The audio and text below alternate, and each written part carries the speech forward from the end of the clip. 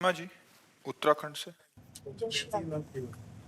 राधे राधे महाराज जी। महाराज जी, जो हम चाहते हैं हमें ईश्वर नहीं देते तो मन में थोड़ा सा संशय होता है, हम हमें क्यों नहीं दिया, या जैसे हम चाहते थे वैसा देखो, क्यों नहीं एक हुआ। बात मान लीजिए, ये हमारे ईश्वर की दुकान है।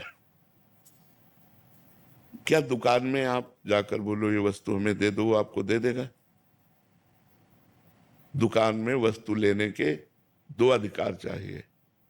पहला अधिकार अर्थ का, आपके पास रुपया होना चाहिए तो आप दुकान से वस्तु ले सकते हैं, या आप घर वाले होने चाहिए। घर वाले होने चाहिए तो घर वाले हैं तो आप गए, बोले भैया वो जरूरत है जरा हमारे वो सामान देना, तो वो बिना तौल के उतने अपने जितने दे देगा, पैसे से मतलब नहीं। क्यों? क्योंकि घर वाला है। आप दो में से कौन हो? ना आप हरि के घर वाले बने और ना आपके पास तपस्या रूपी धन है, तो आपकी कामना कैसे पूर्ति हो जाए? आप बोलिए, कैसे पूर्ति हो जाए? मेरे ईश्वर की दुकान में है सबका जीवन खाता। अब आप बोलिए कैसे आपकी कामनाएं पूर्ण हो? आप अनुष्ठान कीजिए, आप तपस्या कीजिए, आप भजन कीजिए और मांगिए, देखिए पूर्ण होती है कि नहीं होती। न तपस्या है, न भजन है, न साधना है, और न हरि को अपना मानते हो, तो फिर किस अधिकार से तुम्हें भगवान दे दें? क्यों दे दें तुम्हें? तुम ही प्यारे हो क्या? पूरा जगत उनका बच्चा है, जड़ चैतन्य सब उनका बच्चा है।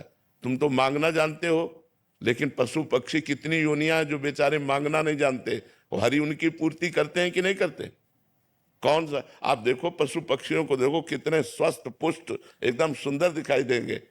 हरि सबका पोषण करता है, उसका जब चराचर जगत बच्चा है। लेकिन अगर मांग तो मांग दो से ही पूर्ति होती है, या तो तुम्हारे पास धन हो या तुम दुकान वाले के घर वाले हो। तो आप हरि को यदि अपना मान करके प्यार करते हो तो मांगना बनता है, या इतनी तपस्या हो, आपके पास अनुष्ठान हो, जप हो, तो जो मांगोगे वो मिल जाएगा। अब दोनों में से एक भी नहीं है। लोगों को मांगना भी नहीं आता। ठाकुर जी के पास जाते हैं, बोलते हैं मैं एक भोग लगाऊंगा, हमारा काम कर दो। ठाकुर जी से मांगना भी नहीं आता। ठाकुर जी को ठाकुर जी मानो यार, प्रभु को प्रभु मानो, और अपना स्वामी मानो, अपना प्रीतम मानो, अपना यार मानो, तो अभी काम बनने लगे। आप क्या सोचते हो? आपके परिवार में कितने लोग हैं? परिवार में कितने लोग हैं? 13। 13। 13 तुझको अर्पण कर दो। क्या लागे मेरा, अभी सारी बात बोल जाए। वो ऐसे रीझता है, जैसे देखो हमने एक बार उदाहरण में बताया था कि जैसे एक पिता मानो 4 बेटे हैं और 4 बेटों को एक एक सेव दिया, पिता ने ही दिया। अब उसमें से एक बेटे ने दौड़ करके गोद पर चल कर कहा पापा आप पाओ ना, और पापा के मुंह पे लगा दिया। अब पापा क्या करेंगे? उसके हाथ से सेव ले लिया और अपने हाथ से उसको पवाएंगे। अब जो दुलार इस एक को मिलेगा वो 3 को नहीं मिलेगा। पिता की ही वस्तु तो दियम वस्तु गोविंदम, लेकिन हम दौड़कर भगवान को पहले भोग लगाया और फिर प्रसाद पाया, तो हम भगवान की कृपा पात्र बन जाएंगे। तो हम भगवान को अगर इस तरह से कि हम आपको 1 किलो लड्डू चढ़ाते, तो भूल मत करो, भगवान को लड्डू पेड़ा नहीं चाहिए। भगवान अनंत ब्रह्मांडों के स्वामी हैं, उनको तुम्हारा भाव चाहिए।